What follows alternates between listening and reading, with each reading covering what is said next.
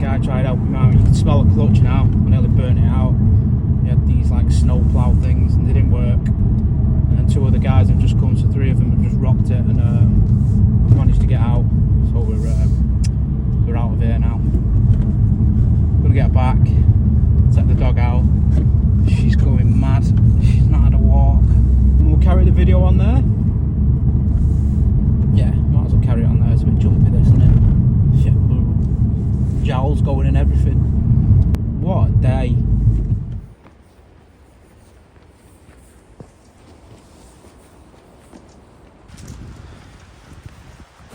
Oh, that didn't go to plan, did it? I was worried for a second there. Just to the local reservoir. And let's have a chat. It's easier said than done, but everyone needs to start being careful in these conditions. Not going with someone else, because we would have had to. I don't know if that guy wasn't there. What do we do? I can walk my way back. I know that, but what we do camping when we go on top, and if you're on your own and something bad happens, you can't make your way down or whatever. Something happened recently on top of Bleaklow, mountain rescue. 40 to 60, he said. It's about one person down who got caught on there at 3 PM. So you got to be careful, guys, in these conditions.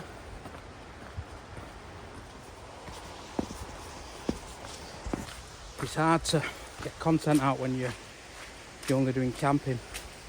So you go once a week, which is obviously brilliant. Can't always happen, can it? It's only 4 videos out a month. Quick math. So I'm going to try and hold me to it, because of my new job. It'll work well. I'm off Monday and I'm in Tuesday night, so that should allow me to do a video on Monday just talking about everything really, camping, life. I'm just thinking, if you're new to camping and you're watching all these videos, a bit like what we were, me and Bradbury, we was very cautious. We started in the woods, didn't think we'd end up ever going on the tops, and then bit by bit we just started getting better gear. I don't mean better like brand wise, but check your sleeping bag, make sure what the rating is, and even on them, it's not, they're not proven, they're just estimates, so it's hard to gauge off that. But I know they have comfort, I think it's extreme, and then the other one is basically survival. They're the three. Not too sure what mine is. This is -4, but I'll have a look. I'll maybe put a picture on and see what mine is. If you think you've got the gear, just test it before you go out in the conditions you think you've got it. 5-10 degrees higher than what you think, my advice would be. Because like I say, we started in the woods. If anything happened, you're 20 minutes away from the car. That's where we were. It's warmer in the woods because you haven't got the winds. You don't need a storm-worthy tent. So that'd be my advice. Top tip: adventure with mods. There's a lot of stories of people getting stuck on the top and stuff. So you've just got to make sure you're safe. You've got the right gear, right tent. Do your research for a decent tent, and then the first time, second time you go, just try and go with someone else, and then go on your own in case anything happens. I'll show you one of mine actually, the reasons for it. I'll put a link here. When my pole snapped at 2:30 at night, pitched up, wind was coming from a certain direction. I thought it was right, it was going into the foot end. It changed in the night, so it was coming from the side. Because it's a single pole going over, I don't know what's happened, but the kind of middle pole going through it snapped.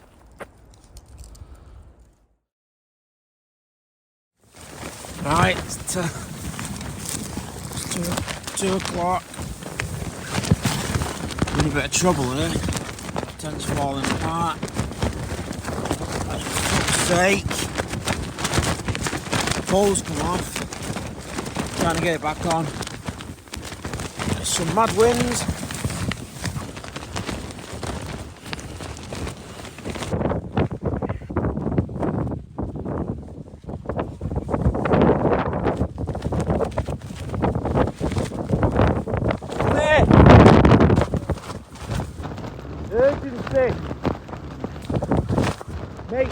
Wait. Hurry the fuck up! Seriously, the tent's fucking blowing away, you dick! Fuck me! It's not, though, it's fine. No, but I can't. Should have put it into wind then, shouldn't you? I didn't have a chance, you shouting at You me. didn't have a chance, you've had half an hour to get up. I got a bad back. Right. Look, I can't close it.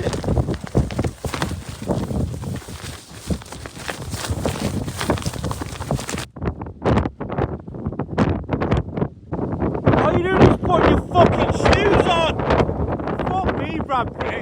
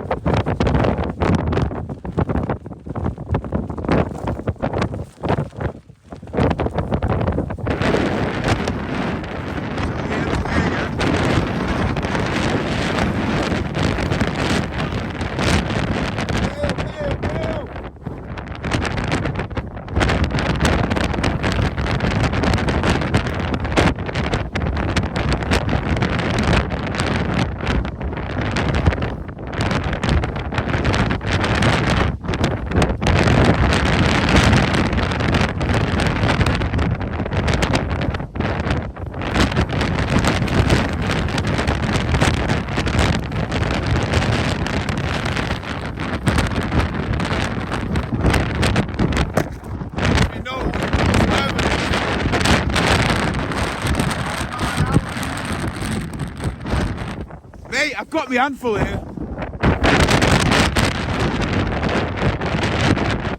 Right, he's getting in my bed for the night. Get out. Right, I've had to bail. Might have to do subtitles because of the wind, but fuck me. I've got a snap pole. Ow. So we tried fixing it, but obviously didn't know what had gone on because it was after at night. And then we ended up Bradbury come and save me. Save the day.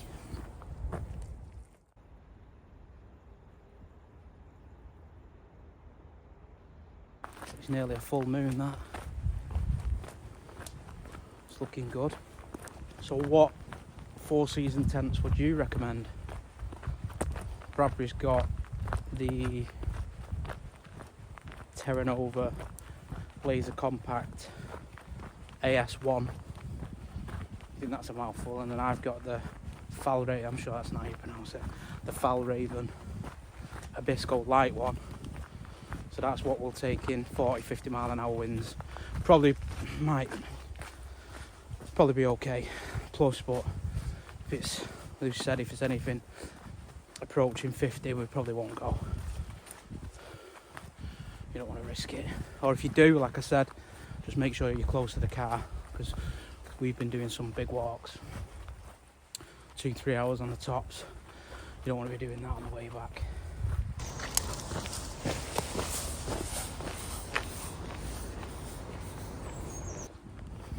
Yeah, so I was talking about 4-season tents then.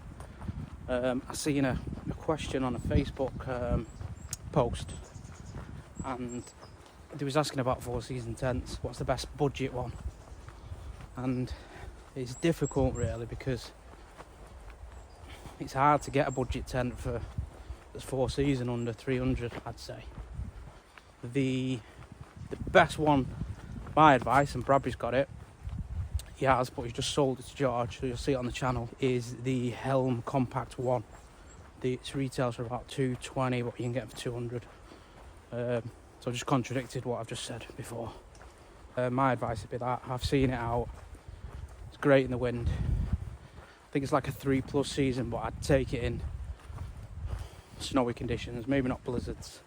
But majority of the tents, other than the Hilleberg Solo,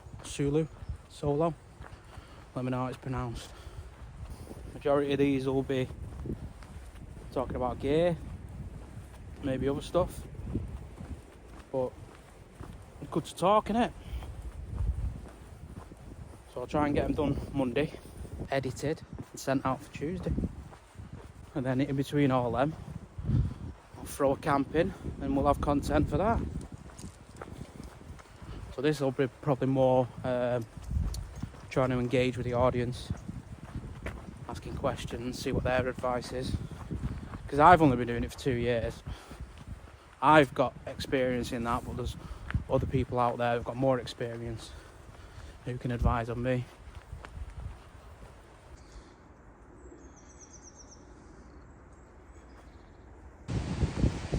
So a few final thoughts before we lose the light.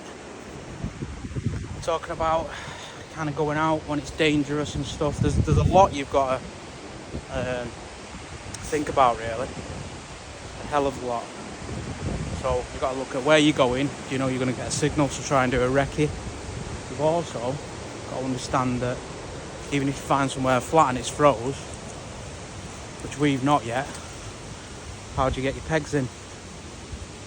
So you might tick all the other boxes. I've got the right sleeping bag, I'm going to stay warm, I've got the right tent. You get there, you can't pitch it, you're pretty much screwed, aren't you? My advice would be always know where you're going, your cook system, what you're taking. Because I'm taking gas at the moment, but I've learnt as well there's 2 different gases. I don't know the name, but I'll put the picture of them both. One's a little bit more expensive, but Coleman do them, and they say one's better in the minus conditions in freezing, and actually it makes a big difference. But you've also got to warm your gas up in the tent, else it doesn't work. Plus, if you've not got a lot of gas left, that makes a difference. No one's ever gonna starve to death, are they? Food done if you're just doing one nighter. But that hot drink just before you go to bed does make a difference. So you've got your sleeping mat, you got to think of that. There's R values out there, which they say an R value of over 5 gets you below freezing. Anything between 5 and 3, normal winter, like 0 to 10, and then anything below that is basically summer.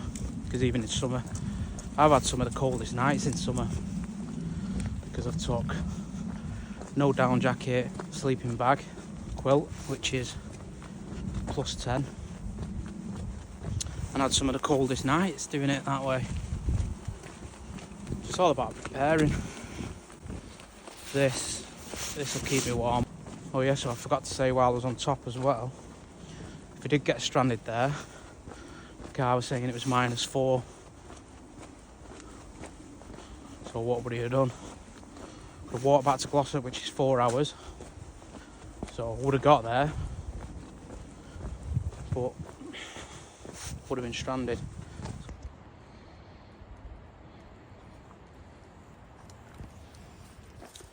Right, we're losing the light now, so I'm going to sign out. Stay safe, and I'll see you on the next one.